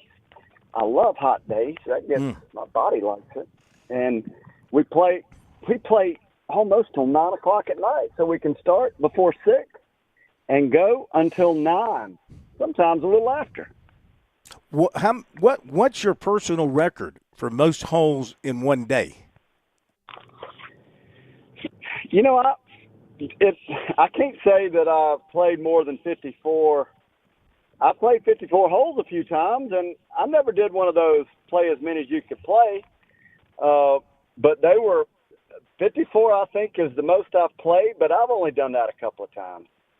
I've practiced 36 holes. I played 36 and practiced for hours on numerous occasions. That number I've lost count of. Yeah. that number I've lost count of, because that was my that was my regiment for a lot of years. Just play all day and practice in between rounds. That was it. And eat and stay hydrated. It was, and like I said, a little before 6 this time of year, so right up next to 9, and I slept good. Nothing. Well, quite I tell you like what, let's talk about, before we get into the Rocket Classic and updating the leaderboard there and other things, you're heading off to Germany next week with your boys for the BMW Championship over there. We'll talk about that. But this time of year, like I played this afternoon, we teed off about 1:30, George, and it really it's a battle with Mother Nature. It's a challenge to keep your focus when it's as hot and humid as it is. I mean, if you're a great golfer and you're out there turning in around a 67, 68, and you don't have to walk through the woods and look for your ball every other hole and that kind of stuff, okay, that's fine. You probably don't break a sweat. But for the rest of the world, it really is a battle against the elements as well as a battle against the game itself, which I happen to love. I love the grind. I love the struggle. I said earlier in the show, it's like life. Life is a struggle. Golf is like life. It's a struggle, and you want to beat it. That's the whole deal. You want to beat it. John Feinstein called it a good walk, spoiled. He's got that's one of the most famous books out. But Phil, I'm taking the other side of that one. I can tell you, if you prehydrate before the round and you get something in your tank, your fuel tank, your belly, that's the right stuff, like, you know, maybe some salad rather than a hamburger. How about a beef stick? Nah. Well, that could work. The bottom line is you've got to eat the right stuff long before you go out. And it's not that hot. You're riding in a cart. Come on, man. You're riding in a cart. You got to do the right thing before you go out, and then wear a hat. Wear you a big old sun hat, and then stay hydrated. Ken Taylor, I love this guy. He's the one who made, I'll just put it this way, what's in your tank before you go matters a lot, and he's made the game a lot easier in the summer for hundreds of juniors and college players, if not thousands. And he talks about it all the time. It's a matter of prehydrating and keep fuel in the tank. Every hole you drink 2 to 4 ounces of water in the summer, and you won't even feel it, man. You won't even feel it. Don't forget to wear the hat and the sunscreen. Yeah. And my wife, by the way, she's looking at me like I'm a complete idiot. And we're riding down the road. We're on the way to John Galt and Catherine Miranda's. Technically, I don't think we got invited. Were we invited to the we weren't invited to the, what do you call it, the rehearsal, the after-party rehearsal, which was the ultimate compliment. Catherine Miranda incidentally played for the College of Charleston during my daughter's era there, and we talked a lot on the radio about college golf. And then John Galt was the captain of the Wofford golf team back in his era. His was around the same time Catherine Miranda's was. So is this a wedding thing you're going to? Well, we're at the Players Club celebrating their marriage, which is going to take place tomorrow. And anyway, my wife, she's dressed beautifully, but she was she looked at me when I was talking that you're going to feel the heat. That's what she was telling me. Hey, I never had more fun than I've had lately on this segment, because lots of times she's riding along like this and giving me the face like I'm rolling. She's rolling your eyes, her eyes. Yeah, I get that. yeah. Okay, let me update the Rocket Classic in Detroit. After 2 rounds, you've got a tie for the lead. Chris Kirk, Philip Knowles, and Andrew Putnam. They are all at 14 under par, 65, 64, 66, respectively today. Jackson Suber is at 13 under, so he is a shot back. So that's the top of the leaderboard. And then right there, tied for 8th, is Jacob Bridgman, 68 and 65 for him. Kevin Kisner, Ben Martin, and Carson Young did not make the cut. Kisner had a 68 yesterday, but a 71 today. Boy, it's a tough it's a tough cut when you're 5 under par and you don't make the cut. Ben Martin, 69-74. Carson Young, 71-78. And the cut came in at cut was -6. -6 was the cut. So that's the story there out of Detroit. And so Jacob Bridgman very much in the hunt there. George got a chance to go get that first win because he's right there, only 3 shots back.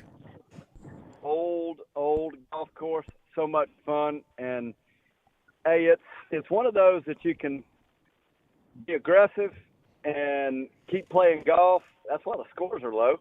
And he's had it on a roll. Wouldn't be surprised if he didn't end up with a trophy this weekend. And he's also just an absolute wonderful young man, very well mannered. Got the game to go along with it, and I tell you, this is the time of year. I think is there a spot open, an open spot with this event? We're getting close. I don't know if it starts this week or they pick it up next week at the Deer, but this is the preview for the British Open. And again, this is the time of year. The Open champion, just the Open event just around the corner. And Phil, I've been under this NDA, can't speak about it, but you remember we talked a couple of weeks ago?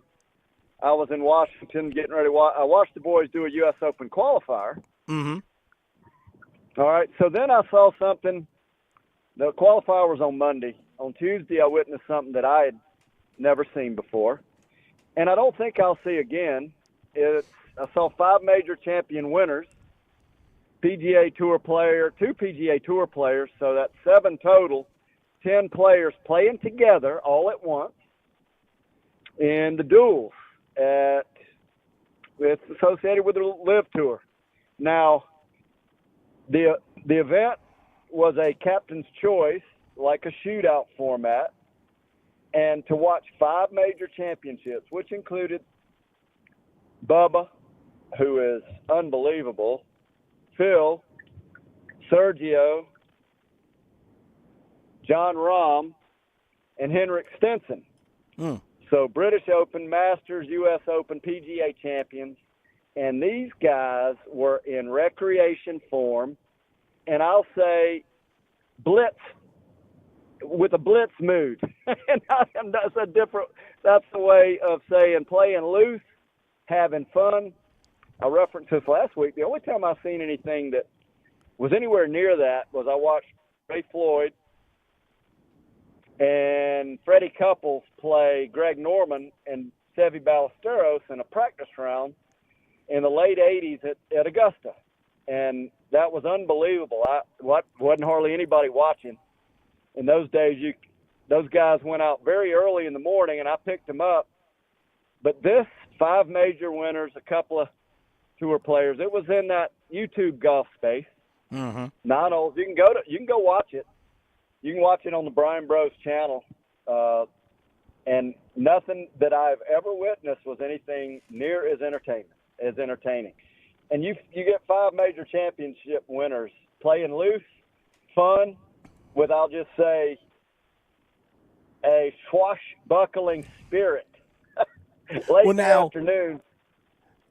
Do they spend a lot of time talking golf when they're on the golf course, kind of cutting up like that, or are the conversations more lighthearted, or are they discussing various techniques and different approaches to different shots? Are they talking shop a lot, or just kind of relaxing and getting their minds off of it a little bit? Brian Bros YouTube, my wife is just cackling almost. It is a different way to watch golf, and they are having fun. We're talking guys that you're watching major championship Sunday, all locked down, serious. Well, you're watching a different side. You're watching the practice round, what I call recreation club side of these players, and even though they look serious on TV, you'd be stunned at how some of the chatter goes in the conversation. They do put the mask on to kind of trick folks, but most of these guys at least in my opinion, they have the greatest sense of humor and have more fun. They just know how to have fun better than everybody else. They not only control their golf ball better, their emotions, their mind, but they also know how to recreate better. And that's just a fact. And they know how to have more fun with really what's a silly game. The game is kind of silly. And they just know how to have more fun with it than anybody else. That's something that I've been watching it close since 1979. And that's one of the biggest surprises that I've had, especially the last 10 years, watching up close, having meals with some of these folks, even playing or watching practice rounds, is they just know how to have more fun with it. They're definitely not near as mechanically structured. It's not near what most people would think. And I just say, it's as far as the East is from the West. And that's my opinion. Well, I'm not surprised. I'm not surprised that your two boys are right in the middle of that because, golf is their livelihood, but they've never taken it over the top too seriously.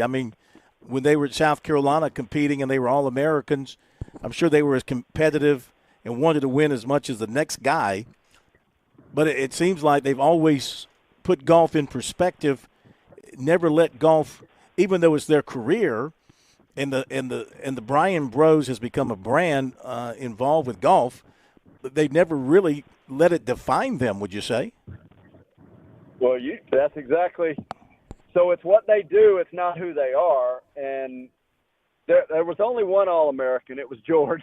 Wesley did not earn All-American.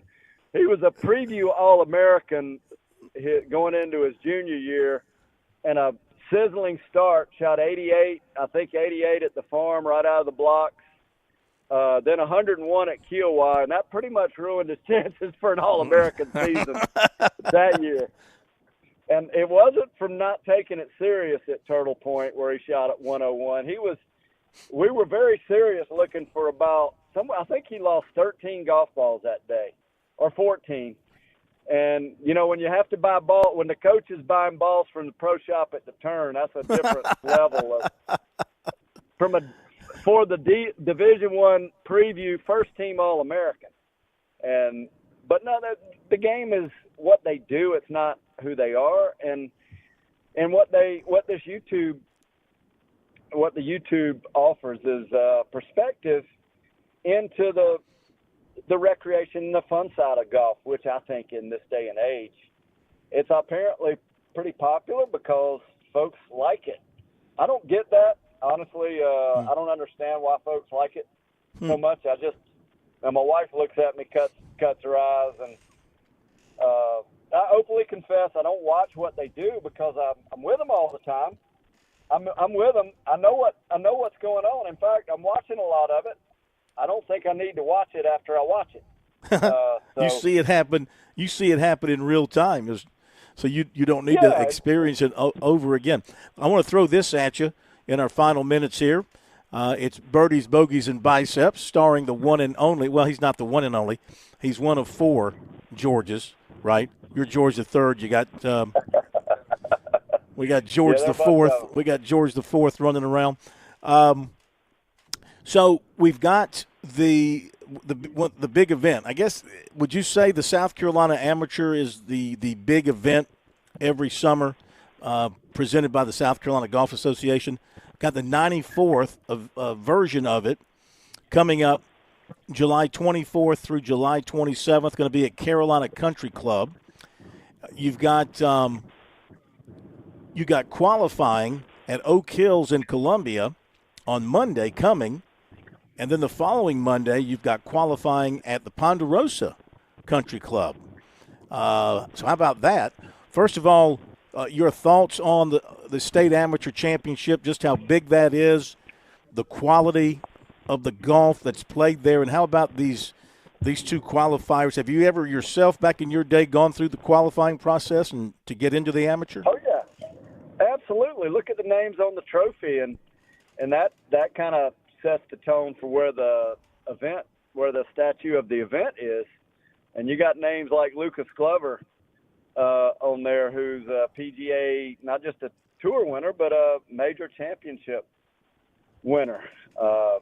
And hey, one of the greatest events in the country. And yeah, I played several years in it. It was the tournament in South Carolina to play in. And although I never won it, David Dillard Pruitt, he's a tour winner. His name's on that trophy.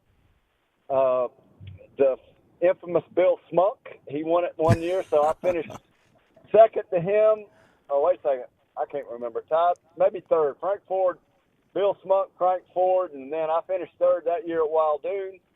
And then Dillard Pruitt, David Dupree finished runner-up to him, and I finished third at Greenville Country Club. So, hey, I was wanting the top 20 finish just so I didn't have to qualify the next year. George, that event is the one I wanted to play in. You have come awfully close to reaching South Carolina golf greatness. Not that you're not already, part of South Carolina golf greatness, but I mean, you could have had your name on that trophy at least twice. You would have gone down in history as. No, it wasn't even. Dillard Pruitt, tour player, wasn't even close. No, and I'm not. Phil, it's okay. I'm not that good, and I finished. Enjoyed the chase, though. You said you finished second, right? Didn't you say you finished second? No. I finished third both. Both years. Third is only second loser. Okay, that's not bad. Hey, one of the things I've won some events, but I'm not one of those. I wasn't good enough to do even what my son has done, or either one of my boys, or there are a lot of folks. There are a lot of great players out. I've always just enjoyed the pursuit, just getting after it, just taking a swing. I took a trip to Persimmon Hill. In fact, yesterday I was both at Persimmon Hill and Mid Carolina Club. These are two beautiful courses, Prosperity and Saluda. And Saluda Persimmon Hill hosted the South Carolina Tri-County chapter, which last week I butchered names so bad, and I apologize to these juniors, but I get a retee this week. I'll try to do way better, and Chase Butler, who is the director of this tour, he printed the names, sent them, and enlarged them. So I've got a better swing at it today.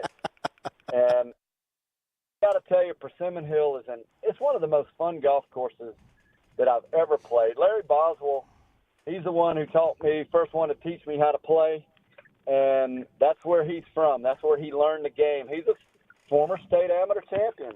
David Dupree, another state am champion. But I'm going to recognize the Tri-County division leaders. And Mr. Wally Yance, he's the leader of the initiative at Persimmon Hill to bring it back into great form. It was in fantastic shape. Congratulations to Blaine Bushman. He shot even par. He won the boys 15-18. What's so cool about Persimmon Hill is it starts and ends with a par 5, and they're both fun holes. You can let it rip, and you got a chance to make a low score.